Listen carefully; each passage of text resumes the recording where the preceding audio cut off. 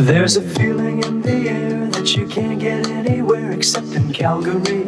I taste 1,000 yesterdays and I love the magic ways of Calgary. From the mountains close at hand, I can look across the land and see you touch the sky. Touch the sky. From the prairies glow to where the sunsets go, we're all good neighbors passing by. Makes no difference where The Alberta Advantage is a proud member of the Harbinger Media Network. This independent, listener-supported podcast is possible thanks to listeners like you. If you think what we do is important, support us with a monthly donation at patreon.com/Alberta Advantage. We are also producing video content and a newsletter. Check out our live streams on twitch.tv and YouTube and sign up for our newsletter at albertaadvantage.substack.com. Hello and welcome to the Alberta Advantage. I am your host, Kate Jacobson, and joining Team Advantage today, we have Doug Nesbitt. Hello. Rory. Hi. And Brendan Campisi. Hello. So today we are going to talk about Canada's other party of socialism, and as some would say, Canada's only party of socialism, the Communist Party of Canada, often referred to as the CPC. And the CPC is actually celebrating its centenary this year, so to start off the episode, we'd like to wish a happy birthday to our comrades in the Communist Party of Canada. And at 100 years old, they are the second oldest political party in the country after the Liberals. Both the Conservatives and the NDP are much newer parties, and although both of them have very long political roots, neither has the historical continuity of being a single party for as long as the Communist Party of Canada. And no other party has the distinction of being outlawed as much as the CPC either. We've really critically discussed social democracy in this country a lot on the Alberta Advantage, and this is a political movement that the CPC has also been very critical of too. We've also kind of brushed against the Communist Party of Canada and its history a lot in our work on the Alberta Advantage, and our Red Blairmore episode explores a specific moment in Canadian communism. But for all that, we've never really looked at the party as a whole and its relationship with Canadian socialism and with the Canadian labor movement, which has been sometimes significant in the history of the Communist Party of Canada. And this episode is an attempt to rectify that omission, to examine the CPC's history, and also to think about what the role of a communist party in 21st century Canada is and should be. And I think to start off the episode, before getting into the history of the CPC specifically, it's important to start by discussing the ideological outlook of communist parties and how they were organized, because this structure really helps to inform the party's history in Canada. So the basic ideological framework of the Communist Party of Canada and its sort of sister parties around the world is MarxismLeninism. And Marxism-Leninism is sort of a phrase that refers to a particular kind of Marxist theory that's codified in the Soviet Union beginning in the 1920s and the 1930s, and is sort of the official ideology of the Soviet Union for the remainder of its existence, and in the other, the other socialist countries that develop after the Second World War, and different interpretations. And to sort of define it in its own terms, in the terms that Marxist-Leninists use. Marxism-Leninism is Marxism in the era of imperialism and proletarian revolution. And what that means is that there's a basic contention that around the turn of the 20th century, capitalism entered into what is called the imperialist stage. So for Marxist-Leninists, imperialism is not when rich, powerful countries invade other countries, and imperialism is not when corporations from rich countries exploit land and labor and resources in poor countries. Those things are facets of imperialism. What imperialism is a stage in the development of capitalism where the world is divided into a handful of powers that exploit everybody else, and where those powers compete in particular ways. They divide up the world in particular ways. And there's a further contention that once capitalism reached this stage, socialist revolution was on the agenda around the world. And that this sort of becomes clear around the time of the First World War, which shows, the potential disastrous nature of the competition between imperialisms, and the October Revolution, which shows the possibility of successful socialist revolution. So the Marxist-Leninist contention is that that represents a break in world history, and that Marxist theory had to be updated in order to accommodate these sort of new facts about the nature of the world capitalist system that had not existed when Marx and Engels were writing. And there's a lot that goes into Marxist-Leninist theory, but the central feature that we want to talk about is the role of the party, because this is probably the most important feature, and again, also in terms of the self-definition of Marxist-Leninists. And so the basic argument here is that while working class people and oppressed people are always going to struggle against their oppression, because that's an inevitable feature of oppressive class-divided societies, by themselves, they will only create reformist political projects and reformist ideologies. They'll form unions that negotiate over wages. They'll form, reformist parties that ask for certain changes in society. But what will not happen by itself is the organization of a revolutionary movement, much less a successful revolution. And so what's necessary for that is to fuse socialist ideas with the workers' movement. And that means building an organization that gathers into its ranks the most dedicated, the most committed, and the most far-sighted organizers from among the ranks of the workers and the oppressed people. And they come together in the Communist Party. And they seek to participate in all the struggles of the working class and to build up their strength, to build up their base in the working class. And so when a revolutionary crisis happens, when, as Lenin put it, the ruling class is unable to go on ruling in the old way, and the masses are unwilling to be ruled in the old way, that revolutionary situation can only turn into a successful revolution, so says Marxism-Leninism, if there is a revolutionary party that is sufficiently rooted and sufficiently disciplined and sufficiently united and sufficiently, theoretically cultivated and has a proper line and a proper analysis, and is able, therefore, to lead the working class in that moment of crisis to the seizure of power. And the basic idea is that this is what has happened in the socialist revolutions that took place in the 20th century. And we also want to talk a little bit about the conception of socialism and communism in Marxism-Leninism. And so socialism in Marxist-Leninist theory refers to the transitional stage where the working class and its party have taken power, and they create a working class state that exists to repress the old ruling classes and to establish the economic and social foundations of the communist society of the future. And there's, of course, a lot of debate about these things between, different tendencies of Marxism and including tendencies that have developed out of the communist movement over its history. But the basic idea for those who call themselves Marxist-Leninists is that the Soviet Union and other societies like it were the real manifestation of this concept of socialism, right? You'll see the phrase from about the 1960s, real existing socialism. Whereas communism is used to refer to the distant society of the future after the revolution, after world revolution has succeeded, where there will be no state and no class divisions of any kind, and no need for coercion, because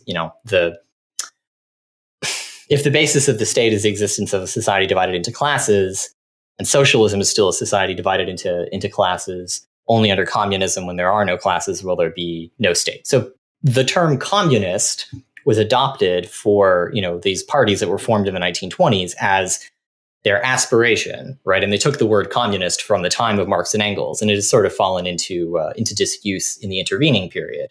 But even though, popular discussion will often say, the Soviet Union was a communist country, Marxist-Leninists will always say, well, no, the Soviet Union was a socialist country. Some would even say it was a country that was, moving towards socialism. And communism is something that, the historical process has not given us even a glimpse of yet, whereas it has with socialism.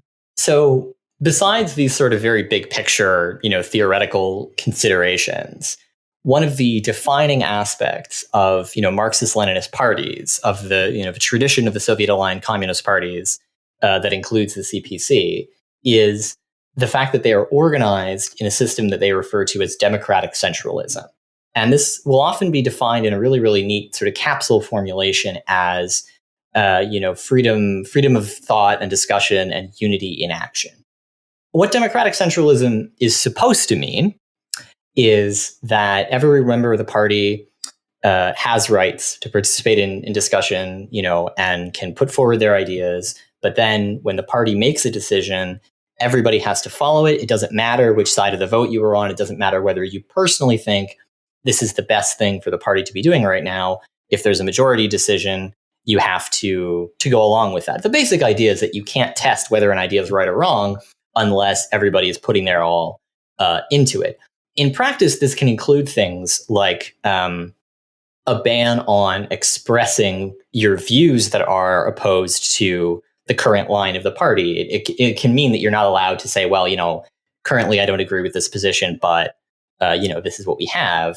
And in practice, for most of the 20th century, it includes things like a ban on the formation of factions and tendencies to argue for specific viewpoints. There are other sort of Marxist and communist tendencies that deal with these questions in different ways. But for the Soviet-aligned communist parties that we're talking about, democratic centralism comes to mean a lot more centralism and not quite so much democracy. But what defenders will say is that this means that the parties are more disciplined and that they are more coherent and that they're able to make quick turns in rapidly changing political situations.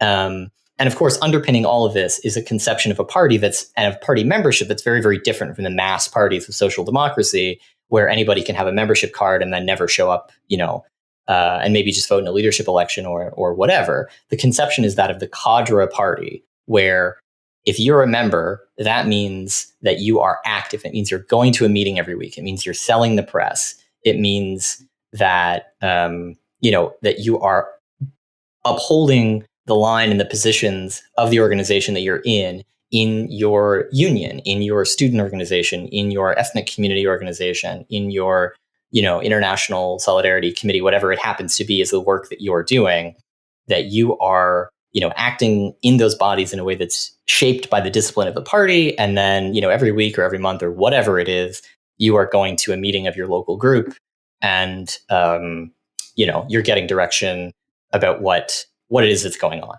And there's a lot more that could be said about everything that I've just been talking about. There's basically endless, discussion of it within the communist movement and from other tendencies on the left and from academic historians who look at this movement and will be, relying on a lot of their work. But I think that those are sort of the capsule definitions that would guide an uninformed listener for the rest of this episode, I hope. The Communist Party of Canada was founded in secrecy in a barn outside Guelph, Ontario in late May 1921. And this was because, as a revolutionary socialist organization, the party was already functionally illegal before it was formally created. So under Section 98 of the Canadian Criminal Code, and here's a passage here, kind of explains the legal situation that the party was in, quote, any association whose professed purpose is to bring about any governmental, industrial, or economic change within Canada by use of force, violence, or physical injury to person or property, or by threats of such injury, or which teaches, advocates, advises, or defends the use of force, violence, terrorism, or physical injury to person or property in order to accomplish such change, or for any other such purpose, or which shall by any means prosecute or pursue such purpose, or shall so teach, advocate, advise, or defend, shall be an unlawful association. The Criminal Code amendment was quite literally tabled in Parliament the day after the Winnipeg General Strike was crushed on June 26, 1919. And Section 98 would be the main tool the government used to legally persecute the Communist Party of Canada until the amendment was repealed in 1936. And despite the secrecy among the handful of delegates at that first meeting in 1921, there was one undercover RCMP agent who recorded the proceedings. And infiltration by the Mounties and other police forces is a long-running problem for the Communist Party and the Canadian left more broadly. And the cops still do it today. So in the aftermath of the aforementioned Winnipeg General Strike and the broader labor unrest of 1919 to 1921, Canada's ruling class was deeply concerned about further political radicalism. In the early 20th century, Canada had experienced a lot of labor radicalism, and that's history is like kind of interesting enough that it deserves its own episode, but we're only going to briefly touch on it here. So industrial development in Canada had significantly expanded the working class in the country basically over the past like 20, 30 years up to 1921. Organized labor, unsurprisingly, had also grown significantly before the war, and it engaged in many violent strikes hoping to gain greater legal recognition. And part of this, too, is that the employers and the state were very, very hostile to organized labor in Canada in this period. You also had organizations such as the Socialist Party of Canada, Industrial Workers of the World, the Social Democratic Party of Canada, and a variety of small Marxist groups which were active in the country before 1914. Immigrants also brought their radical politics to Canada, and this trend wasn't confined to Eastern Europeans, but it also included many British-born people. And of course, there was cross-border radical influences from the United States as well. So many early CPC members had also cut their teeth in these organizations, and they were drawing on already existing Canadian traditions of political radicalism. In this sense, like Canadian communism and the communist movement has a lot of domestic roots that are rooted in like certain traditions of political radicalism here. Communism shouldn't be seen as like a foreign import in Canada, although there are certainly foreign influences that I'm going to talk about next, which is the CPC was also affiliated with the Moscow-based Communist International, better known as the Comintern. So after the successes of the Russian Revolution in 1917, the infant Soviet state established the Comintern in March of 1919. This organization was intended to kind of coordinate all of these new communist parties that were being set up in every country at this point in time. And in 1919, the prospect of world revolution seemed pretty regal to communists and even capitalists as all these revolutions swept Europe and political unrest blossomed elsewhere in colonies and other countries, etc. But this revolutionary tide quickly receded, and in many cases before even a local party could be formed in that particular country. So basically every party that wished to become a communist party and affiliate with the Comintern were expected to abide by these 21 conditions of the Comintern. And they were kind of a mixture of like operational directives, so saying that the Communist Party should be active in trade unions and like organizing within them, or like ideological principles that, parties wanting to belong to the Comintern must like recognize the importance of breaking with reformism and centrist politics, or like party constitutions saying that Comintern members have to have parties that are built on the basis of democratic centralism. And even naming, like you had to basically call yourself Communist Party of this or that country. You couldn't like have any other name. So there's a very standardization in there. However, also important for these member parties, Condition 14 required that they offer unconditional support to Soviet republics that were struggling against the counter-revolution. And Condition 16 stated that the Comintern executive decisions were binding on all members. Failure to abide by any of these conditions would result in expulsion. The ways in which the Comintern was able to exercise control over member parties and how the Comintern and its successor organizations were subordinated to the needs of Soviet foreign policy is important for understanding CPC history until the collapse of the USSR. However, the CPC shouldn't be characterized as a creature of Moscow because that sort of erases the local autonomy that they did have and they did exercise. But their fate was often tied to decisions made elsewhere that were not necessarily good for building a communist movement in Canada's local conditions. In principle, the Comintern as an idea is like really cool, a worldwide organization with real resources that's devoted to socialist revolution. But in practice, the Comintern was a very big mixed bag, some of which we are going to touch on as we go through this history. So soon after the founding of the Communist Party of Canada, the radical upsurge in Canada mostly faded away. And by 1923 to about 1925, party membership had reached 4,500 people. This is like, a respectable amount, absolutely, compared to pre-war socialist organizations in Canada. But it was also still small relative to the total population of the country. And the action of the party was really hampered by the geographic dispersal of the membership across an enormous geographic area. And really outside of the Toronto garment trades and then the Cape Breton and the Alberta coal fields, the party really lacked the critical mass concentrated in any one geographic area to organize effectively. This was also compounded compounded by a predominantly non-English speaking membership. So particularly many members of the CPC spoke either Finnish or Ukrainian. And this is despite the fact that the Comintern classified the CPC as part of its, quote, Anglo-Saxon section. And this really matters because as like a presumptive workers' party or as an organization with an intention to be a workers' party, the CPC's main tactic at first was to organize workers into a mass movement around a communist program. But they had a really small dispersed membership, and this kind of pushed them towards a strategy of organizing where the action already was among Canadian workers. And this primarily meant organizing inside existing trade unions.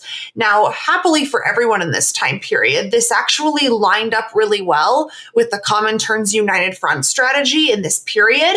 And this strategy basically called for communists to struggle within organized labor, the House of Labor, in order to defeat the reformist labor bureaucracy and then to take over the leadership of pre-existing trade unions, as opposed to a strategy of creating independent revolutionary unions. Now, at the time, and we're talking about the 1920s here, existing trade unions only represented about 10% of Canadian workers. And in contrast to the ethnic makeup of the CPC, were also very Anglo-Canadian. And this is because most trade unions at the time and most workers were organized into craft unions. So this would be like skilled trades, and workers were organized along craft lines. The leadership of these unions also tended to be fairly moderate. So that means, favoring kind of collaboration between management and employers and labor and employees rather than open conflict between those groups. And the labor leadership at the time was also quite hostile to communism, although the rank and file was certainly much more politically diverse. And as the radicalism of 1919, the Winnipeg General Strike, kind of fades, it leaves the moderates in control of the Canadian labor movement. And also there's very sluggish economic growth in the 1920s. And this means that overall union membership in Canada declines. Additionally, there's high unemployment at the time, and there's also employer blacklists of trade union militants, communists, socialists, and this basically keeps militants out of workplaces, which makes it very difficult for the CPC to organize a workers' party because it's very difficult for them to organize workplaces because their members are literally being kept out of workplaces, particularly unionized workplaces.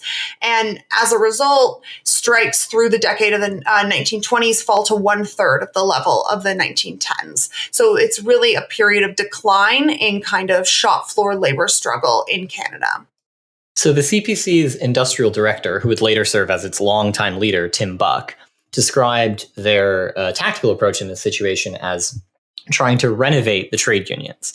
So what this meant was that CPC militants would push for resolutions to alter a union structure to make it more of a vehicle for revolutionary politics. For example, they pushed for amalgamation of craft unions based on specific trades into larger industrial unions where everyone in a whole industry was in the same union. They also advocated that Canadian unions split from their American parent unions because the vast majority of Canadian trade unionists in this period were members of unions that were based in the United States. And the AFL bureaucracy, led by Samuel Gompers and people like this, was very much a moderating influence within the workers' movement.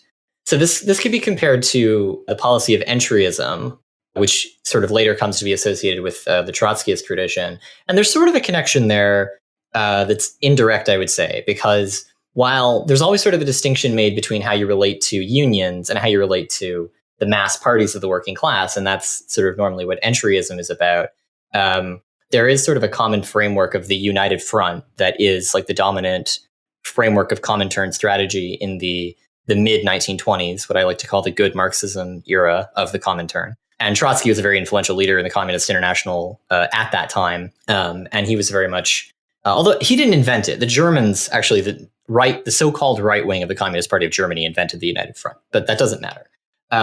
Basically, there's a general attitude in this defensive period that you need to be in contact with the workers where they are in their unions.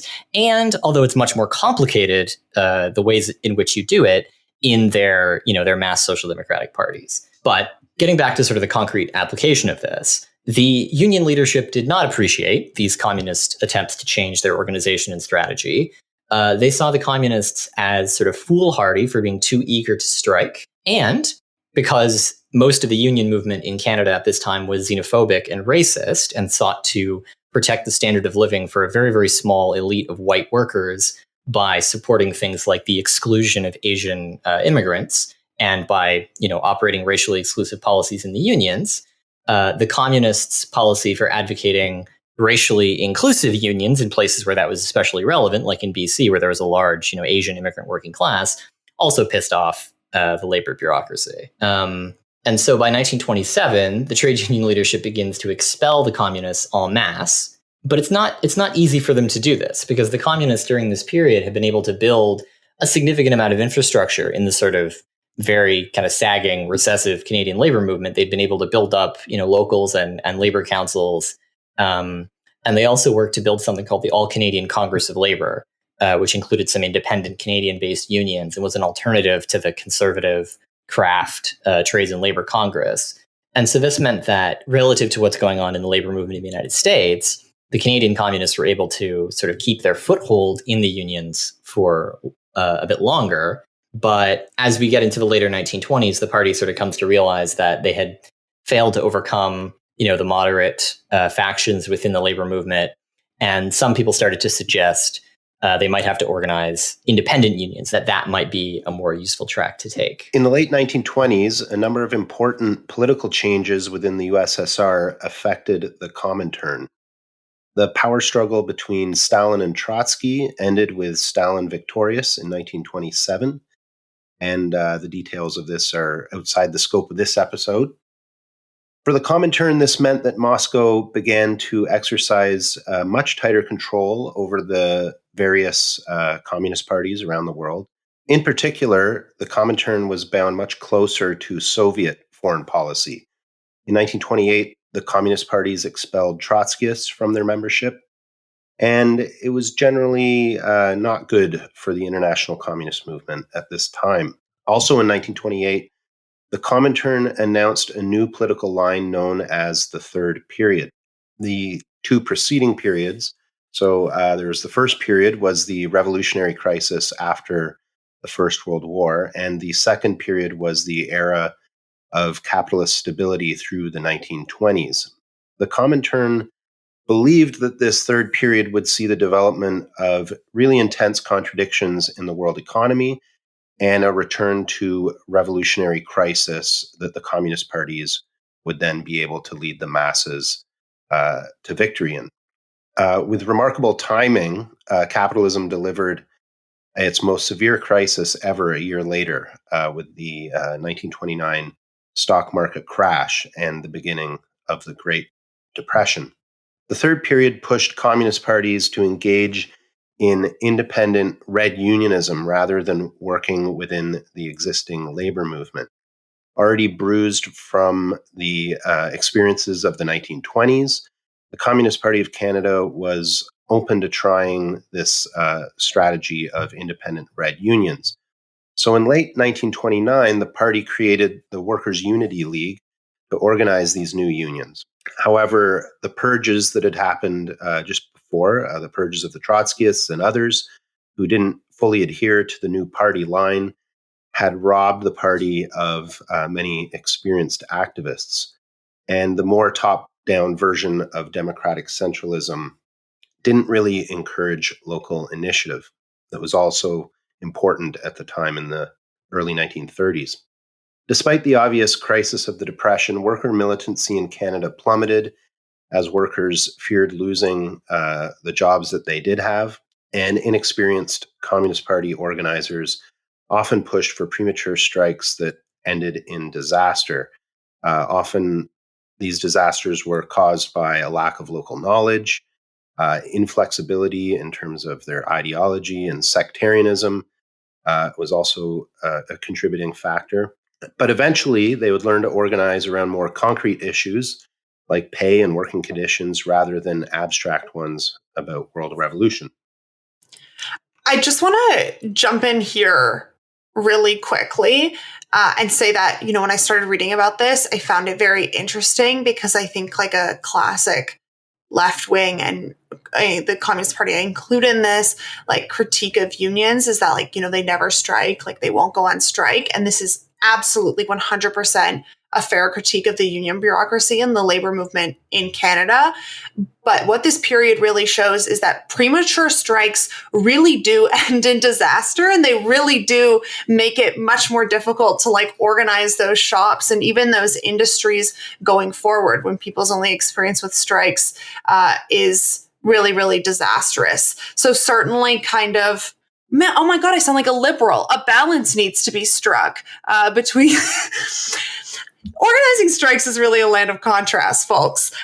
But it was really interesting for me because I think this is like a talking point that people still use sort of about trade unions. And it was something that, CPC organizers were having real experiences with on the job at the time and real experiences with these like strikes that ended disastrously and made it more difficult to organize workers to take communist positions. And it's also interesting how that loops back to like where they're getting strategy from the Comintern, telling like local parties that they needed to, pull their various like affiliated local unions out onto a picket line because this is like helping defend the Soviet Union was like not really always a great strategy because it didn't necessarily pay attention to like local conditions in like particular countries. I think at some point the Comintern was advising the CPC to consider that it should be like setting up like armed workers militias, which the leadership of the CPC like knew really well that was not a very good idea and like just absolutely not feasible. But like there was like some requirement that they did follow some of the strategy that was being given to them from the Comintern, even if it didn't necessarily work, or even if like reasonably it could be seen that it probably wasn't a good idea. So by 1931, the CPC was at a low point. Its membership had collapsed to 1,300 people, and the federal government also at this point outlawed the party and arrested much of its leadership, including Tim Buck, who was the general secretary from 1929 to 1962. So they were sentenced to, I think it was 8 of them who were sentenced to, I think, 5 years in prison. I mean, this is like incredible. This isn't peacetime. This isn't like under like the War Measures Act. Like the government of Canada was just simply making illegal like political opposition to it, and then arresting the leadership. Like this is like a huge like violation of civil liberties, and like the courts like never really like did anything about it other than convict the communist leadership. The party was also kind of too weak and too politically isolated for the government to face any like serious like consequences for the suspension of civil liberties. So one of the reasons that when the CPC was repressed by the state, they found themselves without any friends is because of another aspect of the third period line. And that's the concept of social fascism. And you should hear the scare quotes in my voice.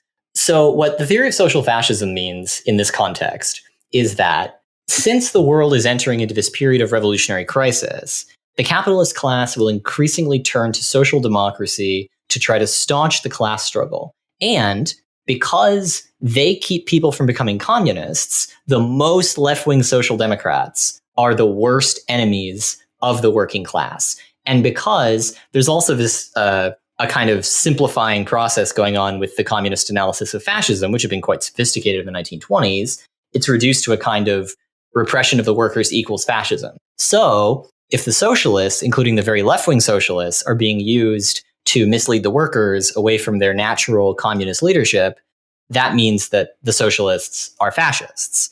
And so in this period that sort of precedes the formation of the CCF, you have the communists having an absolutely hostile relationship to all of the various sort of social democratic and socialist currents that would form that party. They're heckling J.S. Wordsworth at meetings, and they're describing, the various local independent labor parties and labor parties all over the country as, scabs and strikebreakers and the worst enemy of the working class. Most notoriously in Germany, this idea helped lead to the defeat of the German working class by Nazism. In Canada, it doesn't necessarily harm, the Canadian working class that much, but it is extremely self-defeating for the Communist Party because when they face this repression, they had just spent 3 years viciously alienating the rest of the left, and it would take a long time, even after they changed their policies, to win the credibility to be able to be seen as potential allies by these people who they'd been so bitterly hostile to at the height of the third period. As the Great Depression continued, the appeal of radicalism to workers increased, and also the early organizing work of radicals started to pay off. And a more experienced Workers' Unity League had actually managed to organize about 12,500 people by the end of 1932, and this is especially impressive when you consider that it's at a time that mainstream unions are shedding members. And there's also this small economic recovery in 1933 to 1934 that sees strikes surge their highest levels since the early 1920s, and the WUL is leading about 50% of them. In particular, the Workers' Unity League targeted unorganized industries. So these are places like textiles, furniture, meatpacking, auto parts. They were having some success in these industries. Many communist organizers also really earned the respect of workers for their willingness to help when mainstream unions wouldn't touch their problems, organizing drives, organize them at all. And by the summer of 1934, the Workers' Unity League had 30,000 members, potentially about as high as 40,000. What is especially striking is that the Workers' Unity League also organized the unemployed as well. So the minimal federal response to the Depression also included the creation of unemployment relief camps in 1932, and these were placed under the control of the Department of National Defense. And these unemployment relief camps basically provided room and board and a very small wage for single men in exchange for incredibly strenuous and physically demanding work like cleaning bush, building roads. And the real issue here is that these camps did not address the lack of jobs, and the conditions in them were absolutely appalling and deeply immiserating. And in April 1935, 1,500 men in BC camps went on strike over their treatment, and they had been organized by Arthur Slim Evans, who was a member of the Workers' Unity League and also a Wobbly at the time as well. On June 3rd of that same year, 1,000 men began the On to Ottawa trek to personally lay their complaints before Parliament. They commandeered freight trains peacefully. They stopped in Calgary, Medicine Hat, and Moose Jaw, where they were picking up more and more strikers. And they reached Regina on June 14th, where the federal government blocked access to the trains. And the federal government was unwilling to seriously negotiate with the On to Ottawa trekkers. And on July 1st, they sent in the Mounties, and 2 people were killed, including 1 cop. So again, international events pushed the Comintern to change policy in 1935. So disturbed by the rise of fascism and its threat to Soviet national security, the Comintern announced the Popular Front turn in 1935. This had been sort of in the works since at least 1934, and even like 1933, where because of like the experience of the disaster in Germany, where a giant mass communist party in Germany was just simply obliterated by when the Nazis took power. So in some senses, this was like a bit too little too late for a lot of what was happening with European fascism. But communist parties around the world were told to abandon the kind of third period sectarian isolation and pursue broad anti-fascist alliances with socialists and liberals in order to protect liberal democracy from a fascist takeover. And this was called the Popular Front. In Europe, where where fascism was a powerful political force, this does actually make a lot of sense why you should do this, especially after what had happened in Germany. In Canada, however, fascism was not really a threat, so local conditions suggested that there wasn't really as much need for the CPC to abandon its radicalism. And, for example, the newly formed Cooperative Commonwealth Federation, the CCF, generally actually refused to play ball with the CPC for this Popular Front because the CPC had recently been calling them social fascists. The CCF did cooperate with the Communist Party on sort of like specific issues, usually around the Spanish Civil War. So in fact, the CCF some CCFers actually did criticize the CPC from the left for dropping their radicalism when there was little domestic fear of socialism. And actually, the CPC kind of initially resisted the Comintern's directive to wind down the very successful Workers' Unity League and integrate it back into the mainstream union, something that had happened already in 1934 in the United States. But eventually this would happen by the end of 1935 when the Comintern really laid on the pressure. So in many respects, the Popular Front was actually very good for the growth of the CPC as a party. So after bottoming out in 1931, the membership grew to 5,500 and 10,000 in 1936. 1936 is also when the party becomes legal again. So basically, they grew by like 8 times in a period where they were illegal. And the party then hits 15,000 members by the fall of 1937, when the Spanish Civil War is at its height. So the party's anti-fascist stance and its sort of less sectarian messaging at this time attracted many progressive-minded Canadians, including Anglo-Canadians who had largely been outside of the party's reach. As part of the Soviet aid to Spain, the CPC organized to send volunteers to fight for the embattled Republicans against the fascists. So Dr. Norman Bethune was a CPC member, and he also went to Spain to render medical help, and he becomes internationally famous for his work there in pioneering battlefield blood transfusions. And then he later goes to China, where he dies in 1939, and he remains very, very well known there today. So over 1,500 Canadians went to Spain to fight fascism as part of the Mackenzie Papineau Battalion, where as many as half of them died. They named their unit after the ringleaders of the 1837 rebellion, and the MacPaps had to be organized in secrecy, as then Prime Minister William Lyon Mackenzie King, who, with some degree of irony, was the grandson of one of those ringleaders, he made foreign recruitment illegal in Canada. However, no one has ever been published under the Foreign Enlistment Act in Canada, even up to this day. The last time it got pulled out was the possibility of prosecuting people who'd gone overseas and joined ISIS and then come back. But that never happened. So the law, though, was mostly intended as a way to nail the CPC leadership on conspiracy charges for organizing to violate the law.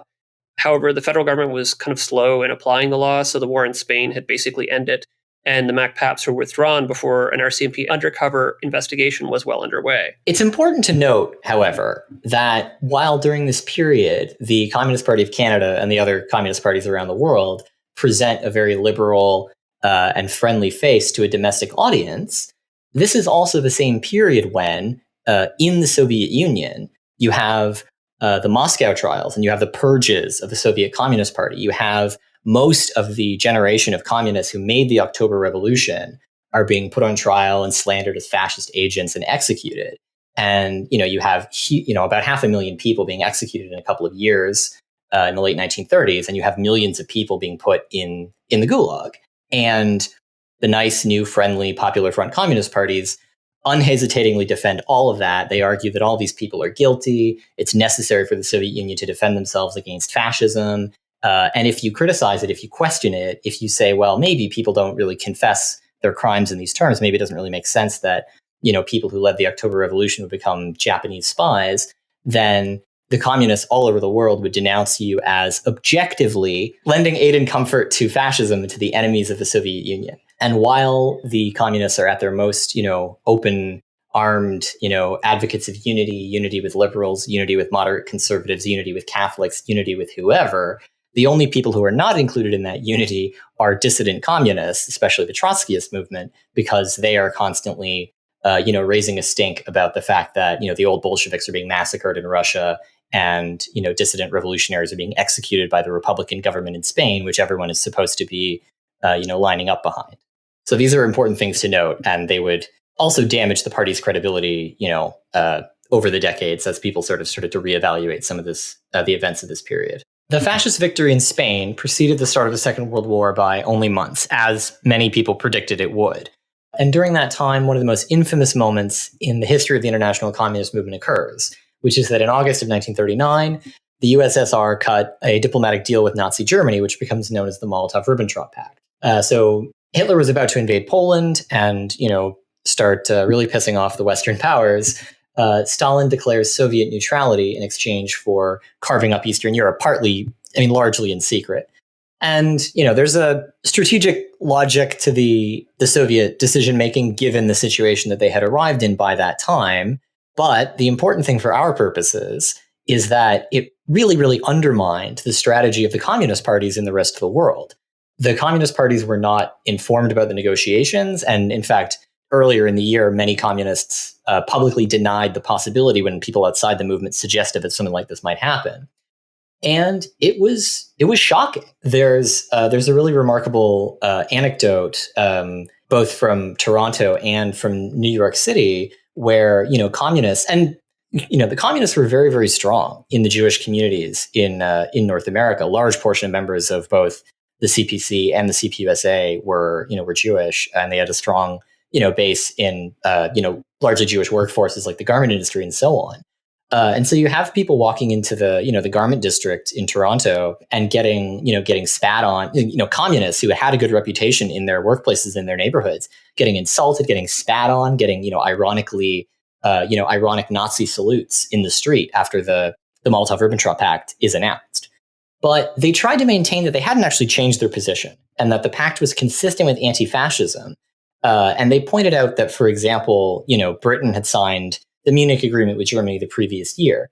But nobody really found that very convincing, or rather nobody outside the communist movement. And even when the war broke out in September 1939 and Canada declared war on Germany, the communists were still sort of attached enough to their old anti-fascist position that they initially said that they would support the war effort. Tim Buck said, "This is our war." And many communists went off to enlist in the Canadian Army. But eventually it became clear that Moscow expected the communist parties at this point to oppose the war as a purely imperialist war, right? A war between British imperialism and French imperialism on one side and Germany on the other. And in fact, to some extent, to see the Western countries as the aggressor rather than Germany, because Germany was, temporarily, uneasily, may have been allied with the USSR. And so by November, with, God knows what internal reservations, the Communist Party changes its position and declares that they are opposed to the war. And at which point they are promptly banned. And the Communist Party and a number of its allied organizations in the ethnic communities and people who were allies in the labor movement were rounded up and, or many members of these organizations were rounded up and put in internment camps. Another example of the, remarkable repressive capacity of the Canadian state. That's sort of a recurring theme in this history. When the Nazis invaded the Soviet Union on June 22nd, 1941, almost overnight, communist parties became totally pro-war. Canada wasn't a major power. It was far from the front lines, but it was well industrialized, and the country became a really important source for Allied war production. Perhaps Canada's most important contribution was the 800,000 trucks it built, more than all the Axis powers combined. Trucks put wheels under Allied offensives and were exported in large numbers to the USSR under Lend-Lease, allowing Red Army offensives to drive deep into the enemy. Given that, the Communist Party of Canada was very anti-strike during the war, arguing that this anti-fascist war couldn't be disrupted, and nor could production for the war. There were many communists in heavy industry, in the auto industry, arms manufacturing, and these industries, again, could not be disrupted. According to the communists, that would be a disruption of the war being fought between the Soviet Union and the Nazis. However, the communist influence over the labor movement wasn't strong enough to prevent 1941 from being the most strike-heavy year since 1919, to the point where the government was actually forced to implement some pretty significant labor reforms. And this trend continues throughout the war. The Communist Party's support for the war didn't reverse the ban on the party, but it did reduce the heat enough on the party that they created the Labour Progressive Party as its legal front in 1943. And this is the period where the communists, under the banner of the Labour Progressive Party, really enjoy their most electoral successes. The LPP largely revives the politics of the Popular Front for this period. It's still modeled on the Communist Party structure. It's still led by Tim Buck. But we have a beginning of a series of successes. In August 1943, in a by-election in Montreal, Fred Rose is elected. He's the first Communist Party MP elected in Canada. And he defeats the second-place candidate, David Lewis of the CCF. And Rose is reelected in 1945 as well. There's another MP, Doris Nielsen from Saskatchewan, who's elected under a unity ticket, and she becomes a member of the Labour Progressive Party while she's elected, but she's not reelected in 1945 under the LPP banner. There are also many municipal breakthroughs by the LPP, and in Manitoba and Ontario, there are provincial representatives elected in Toronto and Winnipeg. When the war ends, the relationship between the USSR and the West immediately starts to worsen. And of course, there's plenty of detail to go into about how those worsening conditions were already being prepared before the end of the war. In September 1945, a little over a month after the atomic bombs are dropped in Japan, Igor Guzhenko, an attaché at the Soviet embassy in Ottawa, defects to Canada, and he carries with him a cache of documents that show the scale of Soviet spy rings through Canada and the US. A number of Communist Party members are named as spies, most notably Fred Rose, the MP, and he's convicted in 1946 and sentenced to 6 years in prison and forced to vacate his seat in Parliament. The party pled its innocence, but the affair was really politically damaging and gave the government and the Communist Party's enemies a lot of latitude to legally persecute the CPC. And as the Cold War escalates, the LPP adopts a really strong Canadian nationalist position as a way of challenging Canada's alignment with the United States and the formation of NATO. In the post-war period, the Communist Party maintains a lot of influence over the labor movement, especially in southern Ontario with auto and electrical manufacturing, the West Coast fisheries, mining in BC, northern Ontario, and pockets throughout the country. And unlike the United States, the Canadian labor leadership doesn't immediately begin purging communists after the war, but there's still a huge amount of pressure on radicals. And in fact, in this period in the late 1940s, there's really a civil war begins to brew between the communist-controlled and led unions and the CCF-controlled and led unions. By 1948, it begins tipping in favor of the CCF. It really, one of the really big shifts is when the United Auto Workers leadership in Canada falls in line under the leadership of Walter Reuther, the international president out of Detroit. And the Canadian head of the UAW, George Burt, who was a Communist Party member, he joins the CCF, and by late 1948, the United Auto Workers in Canada have endorsed the CCF. There's a disastrous strike by woodworkers in BC, led by the Communist Party, that backfires. And in the wake of that, the CCF dissidents in that union actually take it over and push out the communists. And the unions that remain under the leadership of Communist Party members, the United Electrical Workers, the Mine Mill Union, the United Fishermen and Allied Workers Union in BC, they're all expelled by 1949, 1950 from the Canadian Congress of Labour. The CSU, the Canadian Seamen's Union, is expelled from the Trades and Labour Congress, and that's another communist-led union, and they're just totally destroyed in 1949 by a pretty disgusting conspiracy by the shipping companies, the federal government, different police forces, and a totally mobbed up Seafarers International Union led by the infamous Hal Banks, who's essentially a mobster. So after really 1950, especially with the outbreak of the Korean War, there's just relentless raiding against the United Electrical Workers and Mine Mill through the 50s and 60s, even into the early 1970s.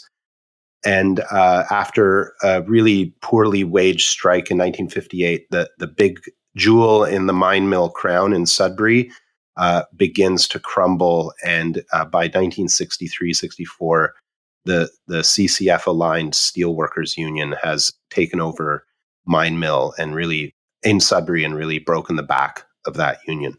So, after the death of Stalin in 1953, there is a power struggle within the leadership of the USSR.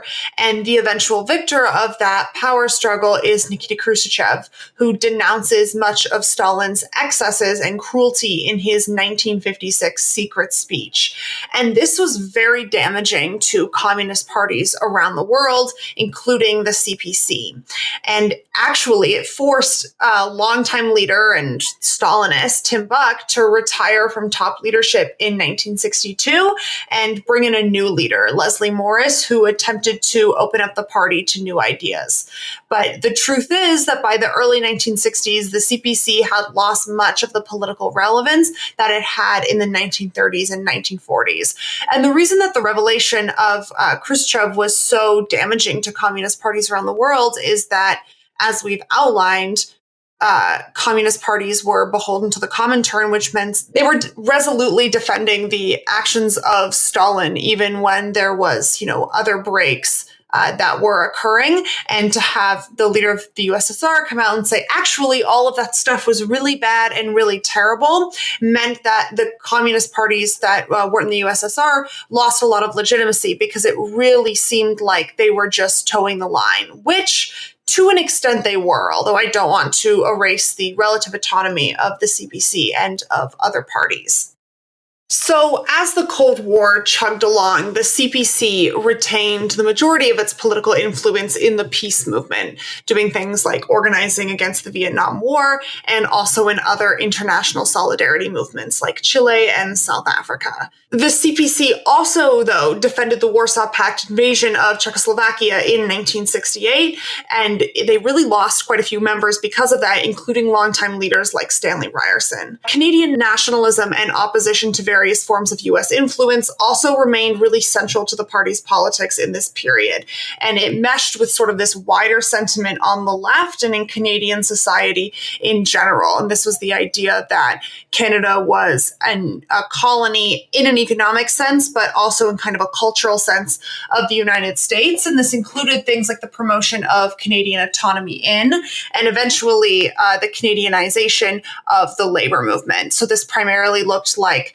unions that belonged to American internationals breaking with internationals to form particularly Canadian unions. And while I think this analysis certainly makes sense given the influence of America at the time, and particularly the influence of American unions in the Canadian labor movement, it certainly is one of the things about the CPC that seems very outdated now, given the understanding of colonization that most people on the left have now, and of Canada not as kind of a junior partner in U.S. imperialism, or even as, and certainly not as a colony of the United States of America, but rather as a colonial power in its own right, both at home and abroad. Even in the context of the 1960s, and like by the standards of like Marxist-Leninist analysis of imperialism, like that's a bit of a strange conclusion. It would have made a lot of sense to basically say Canada was a junior partner of imperialism in the 1960s, even then. And like that's a conclusion you could like come to like pretty easily with like Lenin's idea of imperialism, rather than like saying Canada is like a colony of the United States.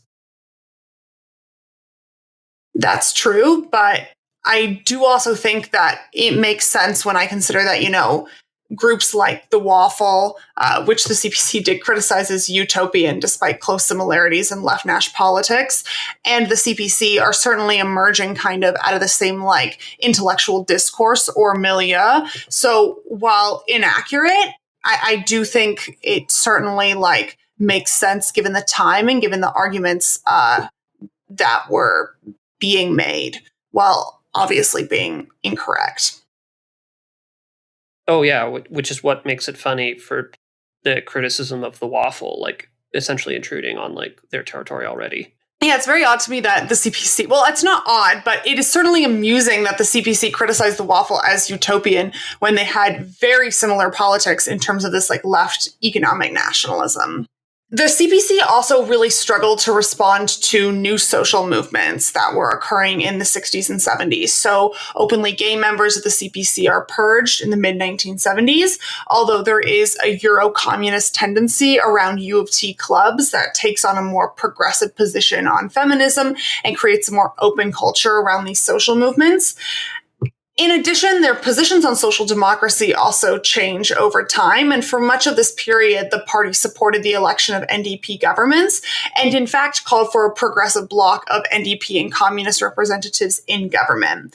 And this policy developed around the successes of Harry Rankin, who was a prominent and popular Vancouver city councillor who was first elected in 1966, and the coalition of progressive electors was built around Rankin and succeeded as a united left municipal party that united dippers and communists. Rankin actually ran, but eventually lost the Vancouver mayoral race to Gordon Campbell in 1986. At the same time, international events like martial law in Poland continue to damage the party's reputation because it is remaining uncompromisingly defensive of the Eastern Bloc. There's also the general strike movement of Operation Solidarity in BC, which we have covered on the podcast before, and this is against the austerity attack of Premier Bennett, and the CP actually had quite a bit of influence at the time among various local union leadership, and according to historian and participant Brian Palmer, although I'm not quite sure I agree with this, the Communist Party's role was to provide left cover for the union bureaucracy's sellout of the strike movement. I am not Palmer pilled yet, so I find this particular argument to be a bit tedious, but it is certainly what Brian Palmer would say about this situation. With the collapse of the Eastern Bloc and the USSR from 1989 to 1991, the CPC went through a near fatal crisis.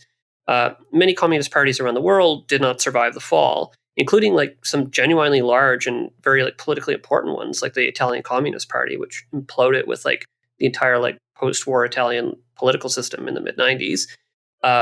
Instead, in the CPC, what you got was an ideological split that emerged over the party's future direction. So the Soviet Union's gone, and kind of the sort of center of what had been their politics for about 70 years at that point.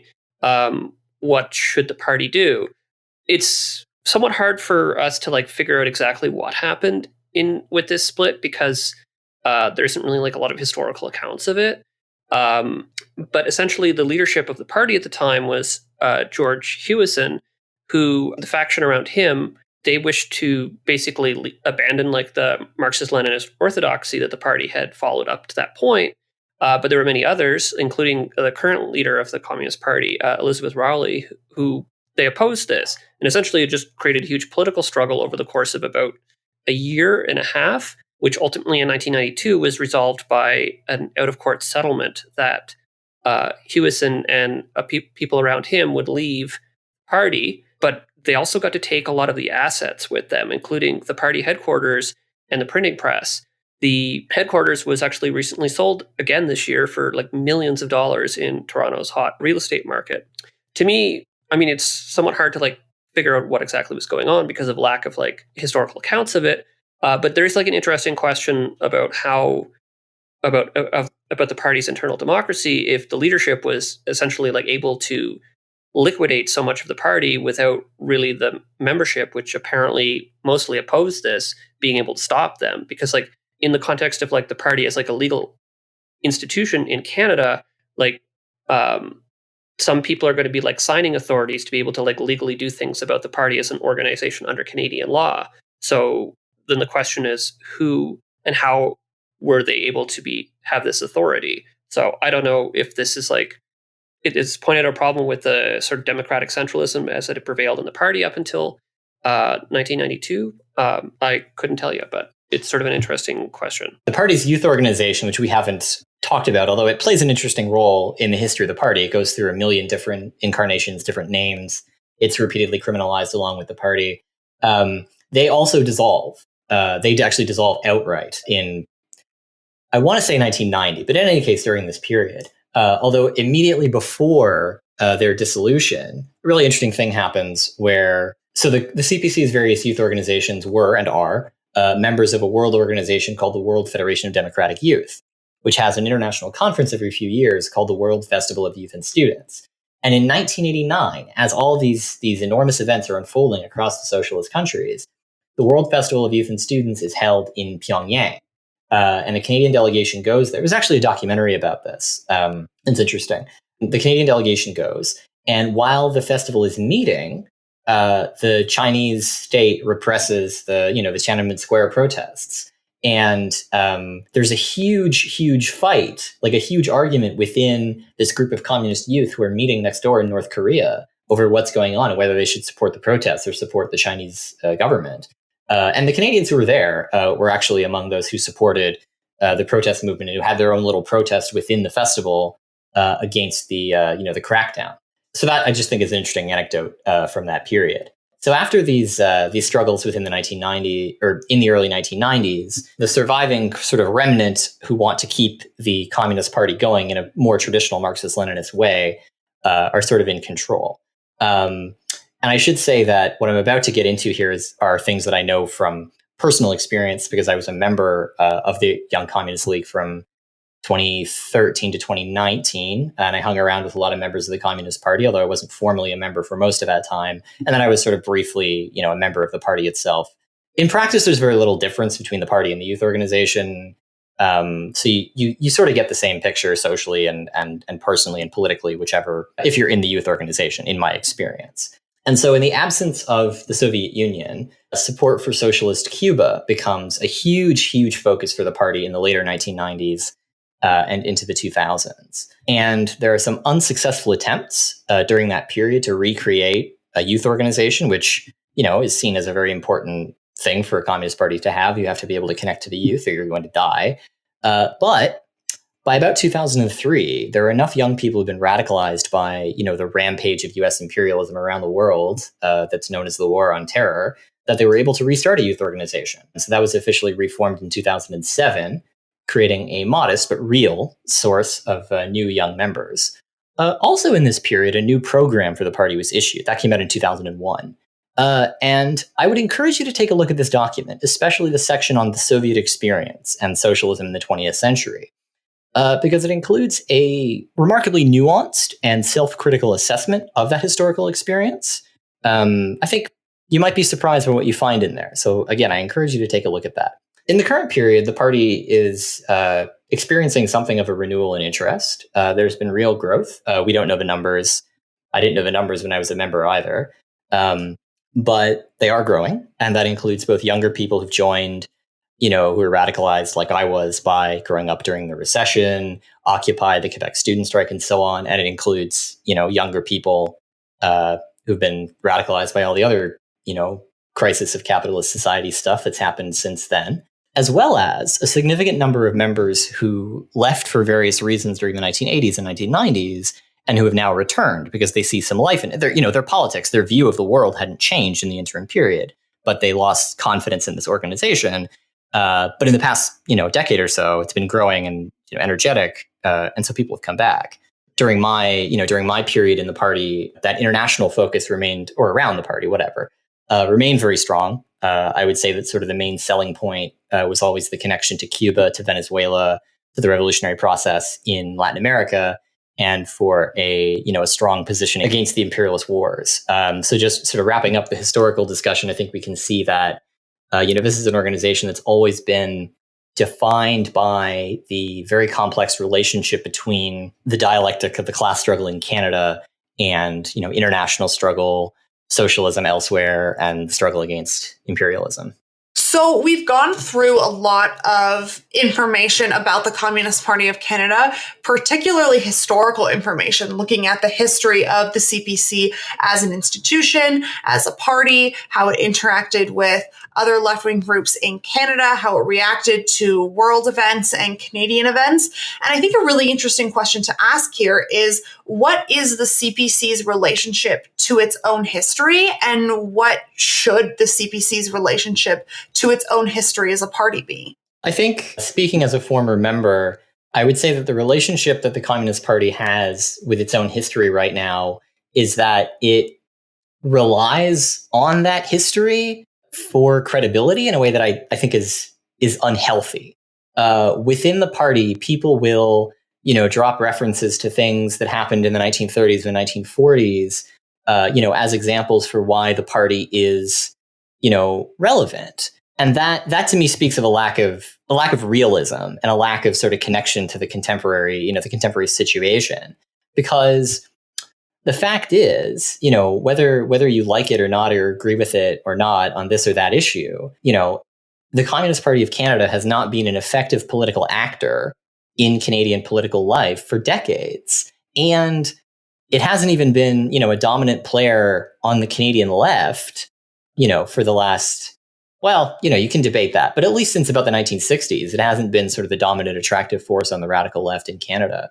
But because, you have a group of people who have this very, very long personal experience, in some cases, they're children of people who are in the party of, the heroic era.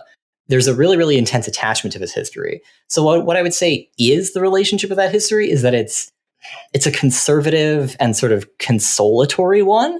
And I don't think that's healthy. What I think the relationship of communists in Canada and Marxists and socialists in Canada to that history, whether they're in, this organization that lays claim to it or not, is to be critical and to learn from it. And there's huge things that we haven't even talked about, like the Quebec question or the Indigenous, the question of, Indigenous national liberation and decolonization in Canada, that the Canadian left in general, including the Communist Party, does not have a good history on, or at least, it's very, very complicated.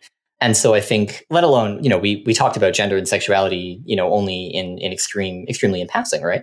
So there's a whole range of considerations, where I think we should take a very critical, orientation towards this history. But even for the positive aspects, the fact that these things happened, in the course of social and political struggle in Canada in the 1930s and 1940s does not, it shouldn't determine what choices you make as, an active socialist in Canada today. And it's also interesting because sometimes there's not really an honest engagement with their own history, because just going by the little short history of the Communist Party that is on their own website, it tends to smooth out a lot of the sort of the very sharp turns that they made in their political line in the 1920s and 1930s as essentially all kind of flowing together in a way that makes sense. And particularly around the Molotov-Ribbentrop Pact. And it's I mean, as Brendan said, these are things that happened a very long time ago, and in some respects, don't necessarily matter as much for doing socialist politics now. But there still should be a kind of honest engagement with their own history, because there's been a lot of historians who've gone in and actually reevaluated the history of the Communist Party over the last 20 to 30 years and have been broadly much more sympathetic to what's happened, and tended to really push away on ideas that the Communist Party was simply a loyal servant of Moscow, when actually it had its own rich political life that was shaped by events in Canada. But the sort of big criticism that you see in a lot of historical stuff is that it often is just not really being honest with its own political history in a way that's actually kind of detrimental to continuing to build a socialist and communist organization or movement today. I agree with a lot of what Brendan and Rory have said, but I think I also want to make it clear that I think the failures of the CPC in the past don't invalidate it as an organization or an institution today. And not that I think Brendan or Rory were implying that in their comments, but I certainly think about my own political commitments. I'm not a member of the Communist Party. I never have been, but I am a lifelong trade unionist. And the trade union movement, particularly in Canada, has a very ugly past and has done really, really awful things, both in a contemporary sense and in a historical sense. And I think that we have to take ownership and responsibility for the movements that we are a part of, in both a contemporary sense and in a historical sense, because for better or worse, these people and the things they did and the decisions they made and the institutions and the parties that they built are our ancestors in a movement sense. And I think taking responsibility for that history is not only the right thing to do, is not only a morally just thing to do, but is also of great strategic importance. Because if you don't have a very clear sense of where you came from, the specific organizational forms of the movement you're involved in, you're going to make those same mistakes in the future, and you're not going to actually benefit from what is so amazing about being part of a really, really long-lasting organization, which is that, there's people around who can say like, hey, I remember when we tried this and it didn't work well for these reasons, or this reminds me of when we did this, or here are mistakes we made and here's how I reflect on them like 30 years later. All of that is so invaluable, and is actually one of the reasons, I really believe in not just creating new organizations every 2 or 3 years when things get difficult or controversial or hard, but in order to reap the benefits, you have to be critical. You have to take responsibility.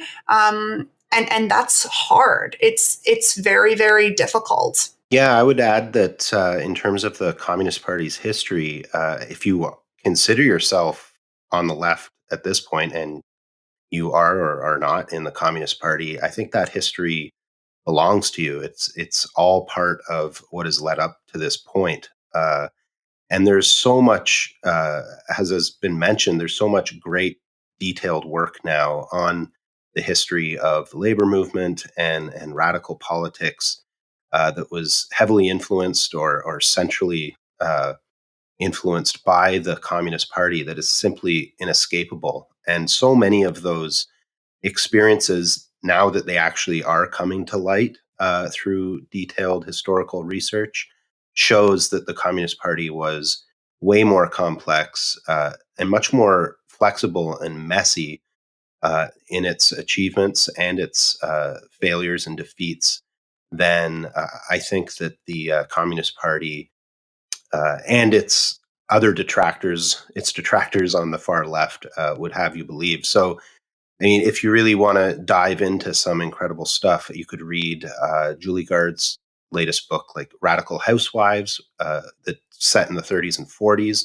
That's an incredible story about working class women and battles over prices, consumer prices. There's a really great book by Naylor that just came out recently, The Fate of Labor Socialism, which is focused on the CCF, but shows that through the 30s, there actually was a lot of collaboration and cooperation locally between communists and CCFers, and that history of who is and isn't a Marxist in the 30s and 40s is way more messy than I think that the organizational loyalties might have you believe these days. Yeah, I think what Doug is saying is really valuable. And the only thing that I would add to it is, if you are interested in digging into this history, another thing you should read is Raising the Workers' Flag, which is a history of the Workers' Unity League, one of these Communist Party-led organizations that we devoted a lot of attention to in this episode because it's incredibly important in the history of the class struggle in Canada. And that was written by a man named Stephen Endicott, who I think passed away last year, but who I was actually fortunate enough to meet when I was a member of the YCL. And he had been in the Communist Party's youth organization in the 1940s. He, as a student at U of T, he debated Lester Pearson, I think, on Canadian foreign policy in the context of the early Cold War and Canada joining NATO. He traveled to Yugoslavia after the war. He lived in Hungary. He lived in, under socialism. He lived in China in the socialist period. And everybody who's ever left a communist party says afterwards that there was lots of mistakes, but you don't regret it. And I would say the same thing. And part of that is having been able to have sort of a living connection to that kind of history. But in any case, you absolutely should read Stephen Endicott's book. Whatever your relationship to or investment in that wider dynamic happens to be. And you also do have to give the CPC credit when it comes to them having a sense of their own history, even if there are problems with that. Because unlike the NDP, which just simply forgets it all, including all the good bits too. The NDP actually started with Jack Layton. Yeah, basically. I mean, not to be spicy, but this is the difference between a capitalist party and something that is, for all of its faults, a working class party. And that's the way that they relate to their, I think that is what shapes that relationship to history. Yeah, and I think something other people have brought up to kind of wrap up our thoughts on this is that, having ownership of the past of the Communist Party and that being part of our legacy and history as leftists in Canada is not just the bad stuff, It's not just, we have to take responsibility for all of these things that were done in our name, although I think that is part of it. It's also having a relationship to the real, tangible, incredible advancements that communists and communist organizers were able to make over the past 100 years. And that is part of our legacy and history as leftists as well, and is something to learn from and to emulate and to kind of hang our hat on. It's just you can't have one without the other. I'm not trying to suggest that if you're a leftist in Canada, you should constantly be wearing hair shirts about all of the bad things that the Communist Party of Canada or even the CCF has done in the past, but nor can you ignore it. Yeah, I mean, the Communist Party were some pretty mighty union builders in the 30s and 40s. That we didn't even talk about the CIO. Yeah, and how the communists basically unionized the auto industry. Yeah, I mean that's involves a lot of American history, though. Yes, that's true. That's true. But I mean, even things like the On to Ottawa trek, that's something that every Canadian leftist knows about. It's an amazing moment of working class revolt in the history of this country. And that is not possible without the Communist Party of Canada in a very real sense. I think one of the other things that is really interesting to think about and discuss with the CPC is what is and what should be, if we're being prescriptivist, which I guess we are, the CPC's relationship to the broader Canadian left, because the CPC does not represent the entire Canadian left. It is certainly a faction, and I would even argue in some senses a smallish faction on the broader Canadian left. How does it relate to other parts of the left, and how should it relate to other parts of the left? So I would say that relationship, as it exists right now, again, is not especially healthy. I think, sort of, given the fact that it has this history of being, a dominant force, I think there's a very strong sense, sort of, within the party that it has this leading role in a way that does not correspond to contemporary reality. And I think that there's a real conservatism in regards to sort of new political ideas and new political, conceptions and frameworks. And there's a real sense that, a lot of important questions were figured out a long time ago. And it often leaves the communists, speaking a different language. And one issue, and, we could really get into the weeds on this one, but we're not going to because it's the end of the episode, is, on, the question of settler colonialism, the question of Indigenous liberation in Canada. Whether you agree with, the nuances of what the Communist Party says about those things or not, the fact is that they do both literally and figuratively speak a different language on those issues than most people on the left in this country under the age of about 45. And that doesn't necessarily mean that they're wrong. I mean, I'm critical of those positions, obviously. I'm just going to put that out there. But I think that in the past few decades, the Communist Party has sort of lost a communication with the wider progressive environment, and there's a sense that they don't have anything to learn. They only have things to teach, and I think that's unhealthy. And I think it's counterproductive for the whole Canadian left, and to sort of shift into the more, the second part of that question: what should it be? I think that if you, and this doesn't just apply to the Communist Party. This applies to the other small, Marxist organizations. There's a number of Trotskyist groups in Canada. There's, Maoist organizations that are constantly fragmenting into smaller Maoist organizations, like a Russian doll of Maoism. And those organizations, I don't think they play an especially constructive role in the Canadian left today. But at the same time, the broad majority of leftists in Canada, and I mean this in a broad sense, of people who are involved in single issue local organizations, and people who are on the left wing of the NDP, and people who are on the left wing of, activity within unions, and really broad spectrum, people who are interested in these ideas but don't necessarily have, a vehicle for what they're doing, or who want to have one but can't find one. Most of those people today, I would say, are not Marxists. right? Like they don't look at society and politics through the framework of Marxism. And I think that's immensely to the detriment of the Canadian left. It would be better if, as in previous periods of its history, Marxism were the generally shared, lingua franca of the Canadian left. And I think there's also a real parochialism. I think most people who are on the left in Canada do not think in international terms. They know very little about Canadian foreign policy. They know very little about, Canadian imperial militarism around the world.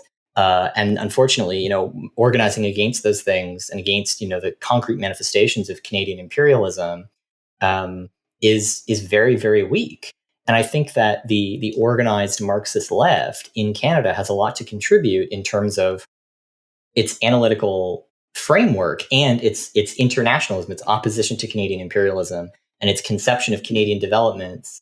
Like everybody united to kick the cops out of Pride in Toronto, but nobody talks about kicking the army out, right? And like speed the day when that happens, right? But most people don't have that international frame, and they don't see Canada in that way. So I think that there's a contribution to be made from the Marxist left in Canada in terms of anti-imperialism and internationalism, both in terms of practical activity and in terms of having a framework to see developments in Canadian society in the framework of global capitalism. But in order to convey that to a wider constituency, Marxists in Canada need to learn to present it in a way that is accessible and that, more importantly, is relevant, that is presented as, a solution to problems that other people on the left face, rather than simply, telling people what they should care about and what problems they should have, which is what I suppose I'm doing right now. I think that Marxists in Canada, whether unaffiliated ones like us or within the existing organizations, need to find the way that we can show the broader left that these things are important to what they're doing and that they should be concerned with, looking at things in this way. And absolutely, I would say that if it can contribute to solving that problem, then the Communist Party can play a positive role. I think there's also, to build on what you were saying, Brenton, an issue with campism in the Communist Party's articulation of what like anti-imperialist foreign policy or internationalism would look like. Campism is a tendency that approaches world politics from the standpoint that there is a singular axis of conflict geopolitically. One is the imperialist camp, so that would be Western Europe, the United States, Israel, and then there's the anti-imperialist camp. So that would be Russia, China, North Korea, Venezuela, Cuba, Iran, or another kind of mix of those nations. And it's generally kind of like all formerly colonized nations and particularly like avowedly anti-imperialist governments in the global South. But it can definitely be a bit lacking in that it tends to lead to deeply like uncritical support of states that are clearly capitalist, such as Iran, or states that claim to be socialist, yet like North Korea or China, not to get too into it, but yet continue to perpetuate capitalism.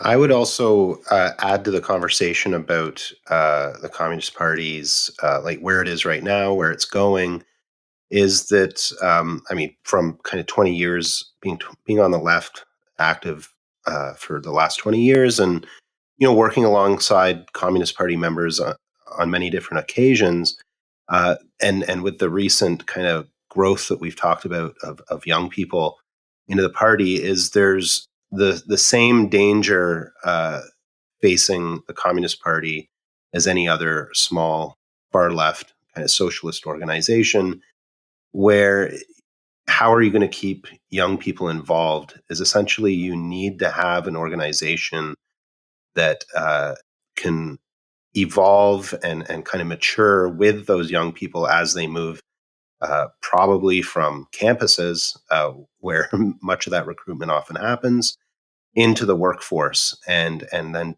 transforming those young people into worker activists. And just from my experience on social media is that the kind of projection of Communist Party, like social media presence, like that stuff will never ever fly in trade union and workplace settings. There's a lot of humility and listening that's required to become an effective trade unionist, and many years that you do have to put in. You really do have to pay your dues.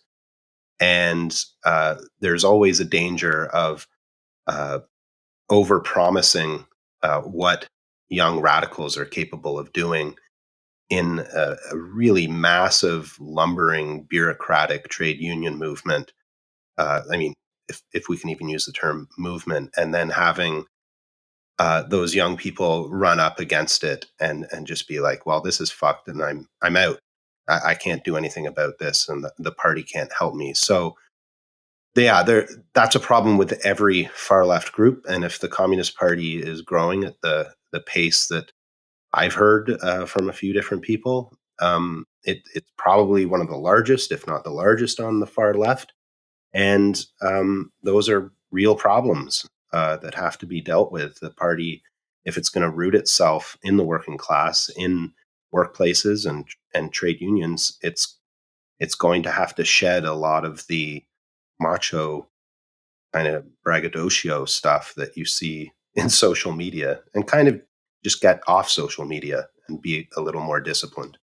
One of the things that I think about when thinking of the Communist Party of Canada in the ecosystem of the broader left is that sometimes I struggle to kind of understand its role in how the left currently operates.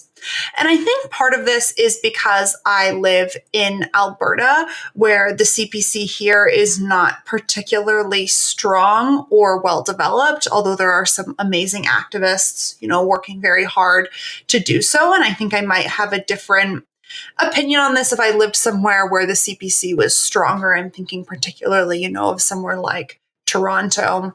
I guess to illustrate this, I was thinking about like the CPC in Alberta as compared to an organization that I think is comparable to the CPC in that it was very relevant in the early part of the 20th century, but hasn't really been a relevant political actor in decades. And that is the IWW, or the Industrial Workers of the World. And the way I kind of think about like the two of them as they exist in Alberta is, they're both very small organizations. I would imagine each of them, have less than 100 members.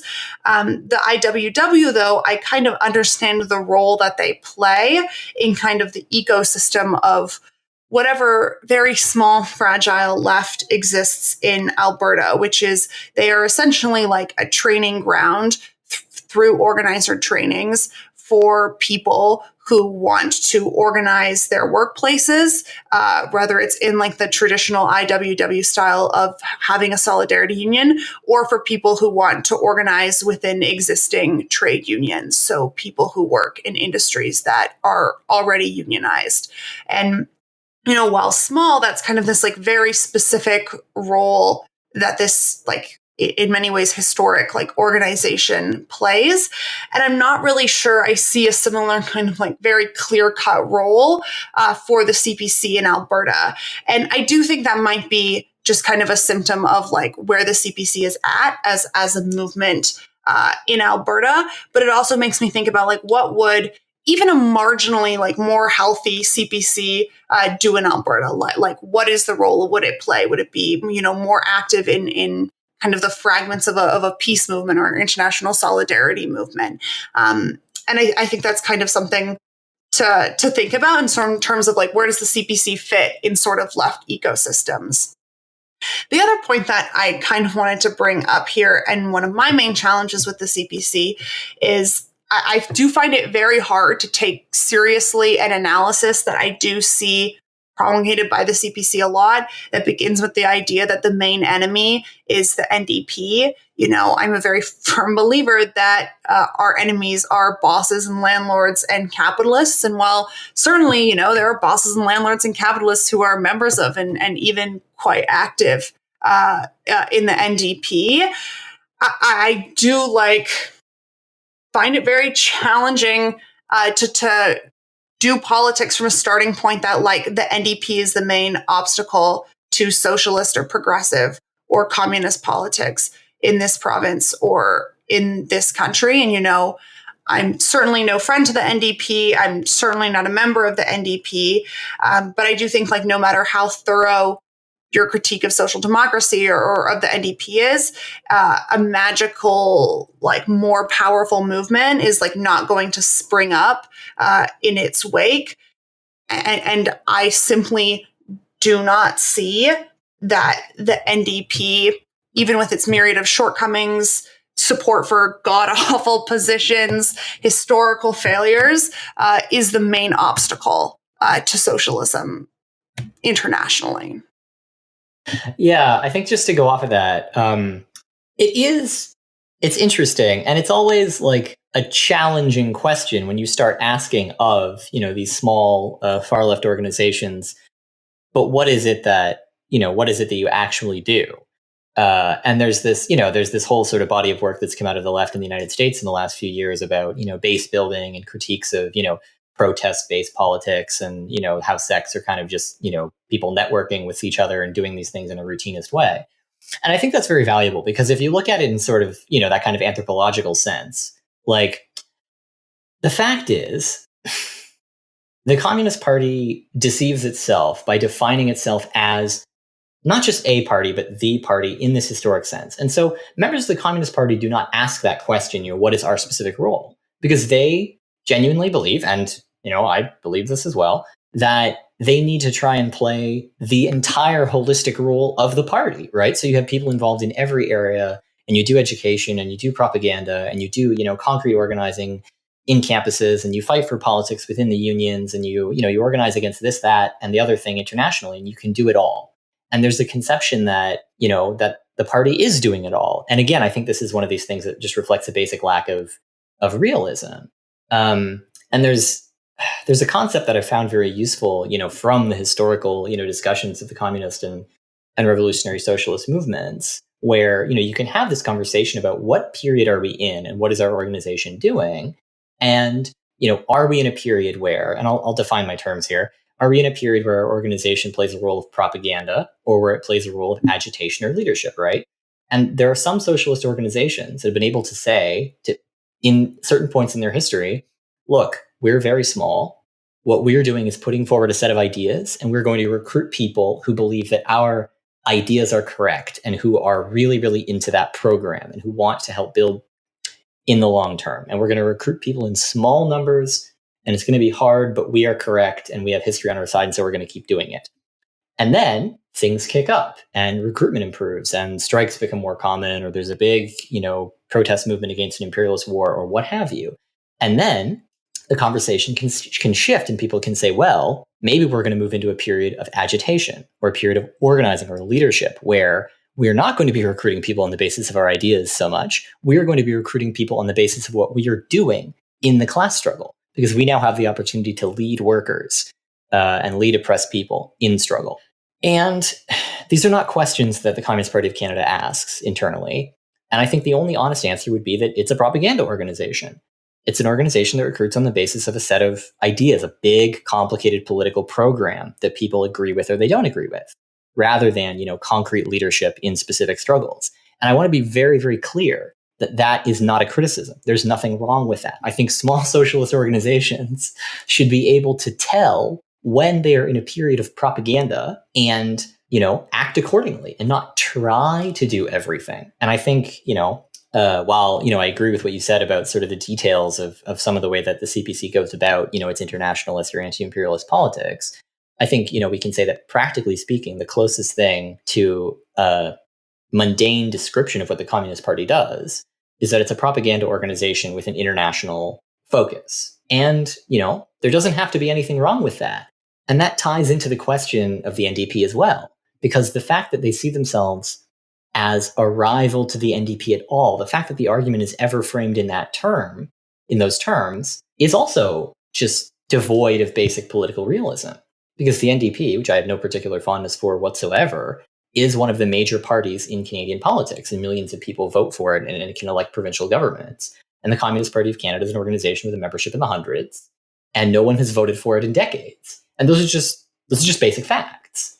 And so it doesn't make sense to try and make political arguments or do political calculation in a way that's, presents these two groups as somehow opposing roads for Canadian socialists. And so I think that people on the very far left in Canada should also be a lot more sober about the NDP, and they should recognize that, most people who are sympathetic to left politics in Canada are going to support it, and most of the more active ones are probably going to be involved in it to some extent.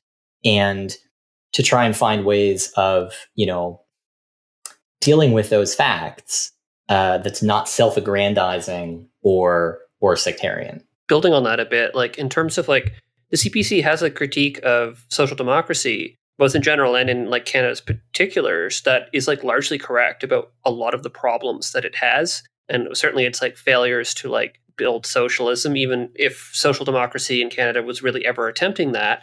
But I find it often like sort of misses the issue as to like why social democracy in Canada was like so much more like politically successful than like a communist movement. Like there's like, I kind of feel that part of like the project of this podcast and like talking about social democracy and critiquing it so much is because it is like an important political movement in Canada that has had like an enormous amount of like conditioning effects on like Canadian politics, like across the spectrum, as well as on the left. And that like has to be like recognized, like why social democracy, like what it is and like how it's like historically existed in Canada, because you can't just like simply critique it and say like from like a sort of position of like moral authority without like getting like why people vote for it. Yeah, and I think certainly the aim of this podcast, in both our critiques of social democracy and the critique we've offered here today of the CPC, is not to be a moralistic critique, i.e. like, is it good or bad to be a member of the CPC? Because that's not a very interesting way to analyze things or even to be a critic, but rather to kind of examine what the CPC and what social democracy have been historically, what their role was in the past, what their role is now, who is involved with them, what type of decisions do they make, why do they make those decisions, what are they able to do, what have they been unable to do, what have the failures been. One of the last questions I want to pose on this episode and then immediately answer is the CPC the best vehicle for socialist or for communist politics in Canada, especially in comparison to the NDP? And the immediate answer that I have to this question is there is no vehicle for socialist or communist politics in Canada that includes the CPC, that includes the NDP. And it is, in my opinion, one of the greatest questions and struggles of the Canadian left, is that there is no organizational form in Canada, and I should be specific here, in English-speaking Canada, that I believe is an effective vehicle for socialist politics in an organizational form. I think that's very clearly true, and that's something that I've struggled with since I left the YCL and the Communist Party. And I think the only thing that I have to say in response to that is that, like, despite the existence of that huge problem, I think we've seen in the past couple of years, one of the basic features of the Leninist tradition, that I talked about way back at the beginning of the episode, if anyone has been listening this entire time, is that there's this very intense focus on the fact that, spontaneous struggles can only do so much. And that's why you have to build an organization that has this set of ideas and that has this discipline and all the rest of it. But I think we've seen in the past couple of years in this country that spontaneous struggle can really be incredible. And that, there are I'm not a spontanist, right? And I don't think that shut down Canada could have become the revolution, right? But what I do think is that, shut down Canada and the struggles that have been going on right now around, encampments in Toronto or Halifax, or struggles around, tenant organizing, or, this Fairy Creek, situation. All of these things show, lots of stuff has happened in the United States, which obviously Canadians they're always influenced by. It shows that there are forces that are available that might be much larger than we think for, some kind of project of radical change in this country. And I don't know if that's going to end up looking and sounding like what we might anticipate, those of us who've sort of been formed in like the labor socialist tradition in a broad sense, and that's all of us here, might be expecting, right? And so I think we need to be prepared for like, as much as I do think that it's important, that we have this heritage and we have this analytical framework, right? One of the things that we should draw from that is that the class struggle, the broad, struggle between people who are disadvantaged by capitalist society and people who maintain it, can take all kinds of forms, especially in, a colonial society that's very different, from the situation that classical Marxism was sort of drawn up on the basis of. And I know this is like kind of like wishy-washy, spontaneous nonsense, and it doesn't solve that problem of there not being an organized vehicle. But I think we can all I think one of the few consensus positions that we all have as a podcast is that that deficit does exist. And yeah, I guess that's just sort of, I think the spontaneous angle is sort of where I'm able to derive optimism that the organizational angle currently doesn't really provide for. And I think I struggle with that perhaps because the spontaneous angle is, I think, less strong in Alberta than in other places in the country. I mean, you're talking, Brendan, about, shut down Canada and the massive protests and actions that were seen, coast to coast in solidarity with the Wet'suwet'en when the Canadian military and RCMP invaded. And while those actions certainly existed in Alberta, they were much smaller than everywhere else in the country and also assumed a much different tone. And part of that is because, the repressive apparatus in Alberta was much stronger. Alberta was, as far as I know, the only province to preemptively make blocking railways extremely illegal with extremely punitive measures.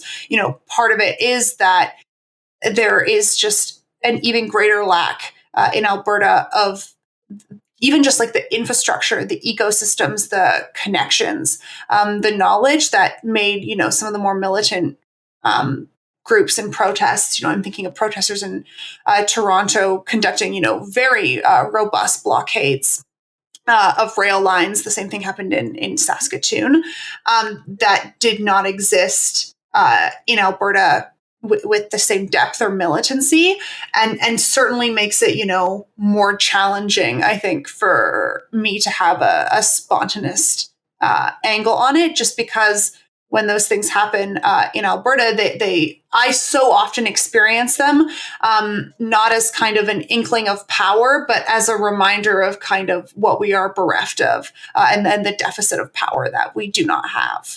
We hope this episode about the Communist Party of Canada has been thought-provoking, has been a window into a part of Canadian politics and of Canadian political parties that a lot of people don't know about. And we hope this encourages all of our listeners, including people who are members of the Communist Party or potential members of the Communist Party, to reflect on its past and its history and where we can go from here as communists. Doug, thank you once again for joining us on another episode of The Alberta Advantage. If people want to learn more about you and your work, where can they go? Most of my writing is on rankandfile.ca, so check it out. And thank you, Alberta Advantage, for having me here again. Thank you. Thank you so much for listening to this episode of The Alberta Advantage. Take care and stay safe out there. Goodbye, everyone. Bye. Bye. There's a spirit in the air.